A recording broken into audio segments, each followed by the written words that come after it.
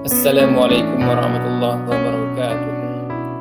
Ini suatu video pembelajaran sebagai inovasi isu permasalahan aspek spiritual dan sosial yang kurang terjamah oleh penelitian.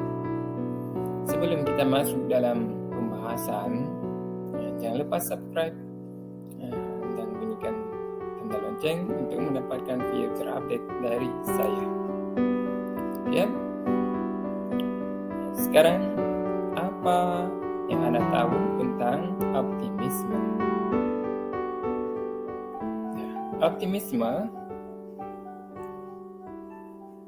sikap semangat, ya, di mana manfaat-manfaat daripada sikap optimisme tersebut.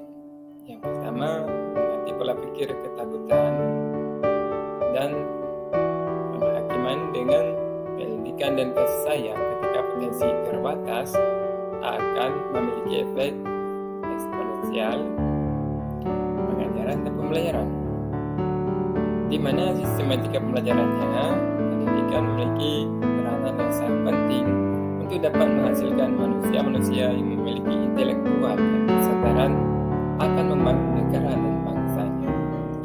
Solusi yang ditawarkan dari pemahaman optimisme ini itu menerapkan pembelajaran secara menyeluruh dan terpadu kepada peserta didik dengan memasukkan unsur-unsur nilai spiritual dan emosional, di mana ini merupakan suatu rangkaian yang tersusun dalam suatu indikasi yang sangat diharapkan.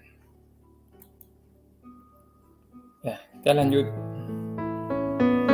Untuk introduksinya, karena mari kita sama-sama membahas tentang materi optimis tersebut. Yang pertama, kenapa saya pilih materi optimis tersebut? Karena saya sebagai peserta, sebagai pendidik, merasa terinspirasi untuk membantu generasi yang bermartabat. Yang kedua, mencari solusi masalah etika dan karakter peserta didik yang kian mengkhawatirkan menjadi suatu kendala dalam pembelajaran. Baik, selanjutnya untuk membangun atau menciptakan suatu kehidupan yang berkarakter yang sangat diharapkan oleh pemerintah pada masa sekarang ini, yaitu yang pertama, memberanikan diri menghadapi risiko. Yang kedua, jangan mencari-cari alasan untuk tidak melakukan sesuatu. Yang ketiga, membangun karakter tidak bermakna, bertindak sembarangan yang membahayakan keselamatan diri sendiri. Kemudian ditambah dengan kembangkan skill yang kita miliki. Jangan ragu, ya. Kembangkan skill yang kita miliki. Terus, cara membangun karakter.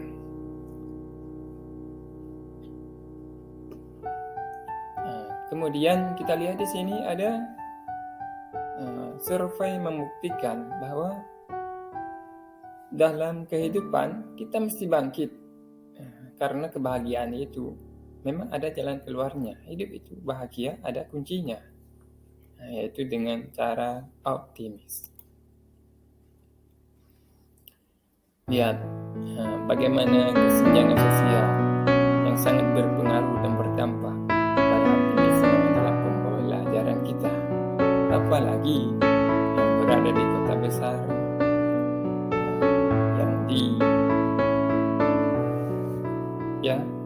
yang dikelilingi oleh toko-toko yang megah, gedung-gedung yang bertingkat.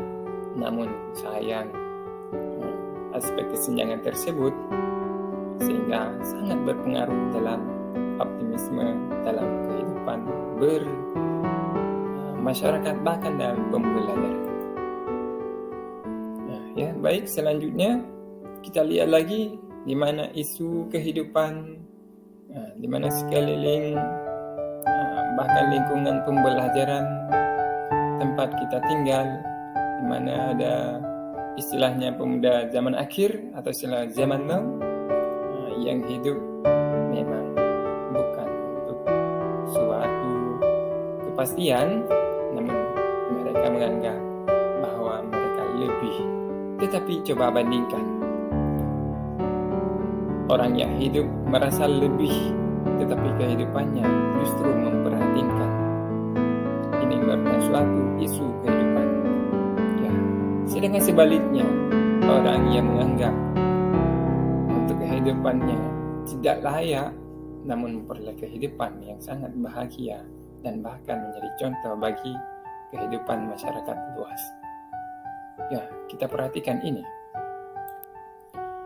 Selanjutnya, kita mesti bersiap berperan aktif.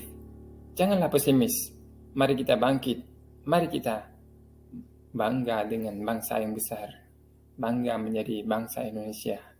Optimis merupakan suatu kunci untuk keberhasilan membangun bangsa yang besar tersebut. Buktikan kita mampu. Ayo menjadi contoh teladan. Ayo menjadi contoh, menjadi panutan dalam kehidupan bermasyarakat.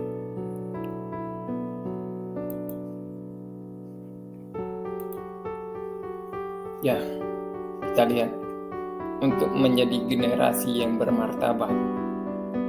Ya, untuk menjadi generasi yang bermartabat, ini memang dibutuhkan skill sehingga bisa memperoleh kesuksesan di masa yang akan datang.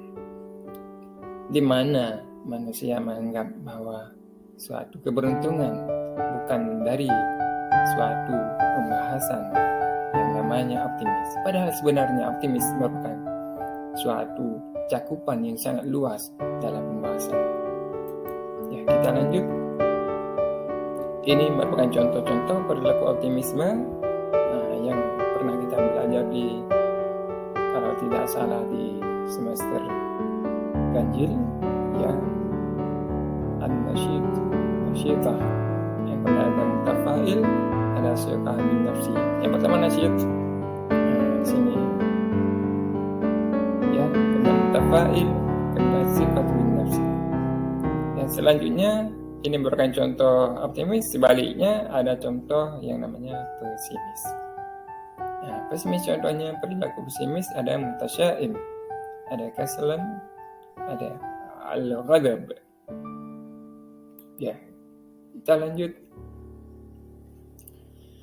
Kemudian cara pemecahan masalah, karena memang suatu permasalahan ada jalan keluarnya. Lebih kurang pemecahan masalahnya, yang pertama ada skill teknis yang merupakan faktor penting dalam proses pemecahan masalah, terutama jika berkaitan dengan pekerjaan teknis seperti data engineer, programmer. Agar dapat menyelesaikan masalah juga diperlukan hard skill yang mumpuni. Kemudian yang kedua ada min map, yang merupakan salah satu cara untuk meningkatkan kemampuan dalam pemecahan masalah. Hal ini karena cara tersebut dapat membantu untuk lebih fokus, menstimulasi otak, sehingga bisa meningkatkan kapasitas dalam berpikir kreatif dan dapat mengumpulkan lebih banyak solusi.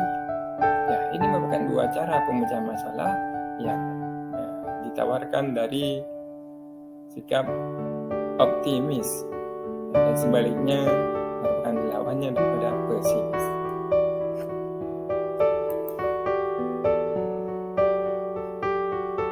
Ya, kesimpulan, ini merupakan bukan kesimpulan akhir, di mana kesimpulannya di sini daripada beberapa pembahasan ini, di mana yang pertama tadi sikap optimis, kemudian tidak pesimis, bisa menjadikan suatu pembelajaran dari presentasi yang presentasi saya lakukan ini. Untuk yang pertama bisa menjadikan orang baik, itu memang suatu yang mudah, namun untuk mencontohkannya, untuk melaksanakannya bisa jadi dianggap sangat sukar. Yang kedua, dari pembelajaran presentasi ini kita termotivasi dengan inovasi yang ada pada tangan generasi yang bermartabat, di mana para pemuda merupakan generasi penerus. Yang ketiga, akhlak dan karakter yang merupakan modal utama. Yang keempat, bersiaplah menyambut perubahan. Kenapa? Karena perubahan merupakan suatu rencana awal untuk bisa menjadi lebih maju. Kalau kita lihat dari segi kesimpulannya ini, bahwa dengan sikap optimis bisa menjadikan seseorang merubah perilaku, merubah pola pikir, menjadi suatu yang bisa dikatakan keberhasilan untuk kehidupan masa akan datang. Kemudian ada introduction, di mana dari sikap tersebut bisa menjadikan kita ada solusi dari materi-materi yang telah terjadi dan memberikan suatu pemaparan pada permasalahan-permasalahan yang sedang terjadi. Kemudian setelah kita bandingkan bahwa cara membangun karakter memang menurut keadaan yang kita lihat di Indonesia, itu yang pertama dinilai itu keberaniannya. Kemudian baru dengan mencari kesinambungan sehingga bisa ada titik temu antara keberhasilan dengan tujuan yang merupakan target yang akan dicapai. Ini merupakan suatu survei survei ini bisa mengatakan kalau kita tinggal di Indonesia, kehidupan tidak tergantung dengan keadaan alam, tapi karena perubahan daripada keadaan kita sendiri. Selanjutnya, ini merupakan tugas besar bagi bangsa Indonesia, di mana kesenjangan sosial yang menjadi suatu permasalahan keoptimisme yang sehingga dapat beresiko kepada tindak pesimis yang bisa timbul dari peserta didik, bahkan dari pelaku sosial tersebut. Kemudian ini merupakan isu yang mesti kita bentengi sehingga tidak terjadi kesalahpahaman di mana isu-isu dalam kehidupan tersebut bisa membendung kehidupan yang lebih moderat. Kemudian kita mesti bersiap berperan aktif, janganlah pesimis, mari kita bangkit, karena keadaan menentukan untuk kita, bahkan telah membuktikan kemampuan bagi kita. Ayo menjadi contoh bagi generasi penerus bangsa, sehingga menjadi teladan, menjadi generasi yang bermartabat, yang merupakan kunci daripada kesuksesan di masa yang akan datang. Kemudian contoh-contoh ini bisa dikatakan sebagai contoh yang fleksibel, di mana dalam materi pembelajaran bahasa Arab sangat identik dengan pemahaman kita tentang optimis tersebut, di mana pembahasan optimis memang sangat menyangkut dengan pembahasan daripada spiritual dan sosial. Ini merupakan suatu sisi daripada pesimisnya berarti. Kemudian yang terakhir, kesimpulannya bahwa kita mesti menjadi orang yang mempunyai martabat, yang berakhlak dan berkarakter. Demikian untuk menjadi suatu pedoman kita di masa akan datang. Sekian, terima kasih. Assalamualaikum warahmatullahi wabarakatuh. Thank for play.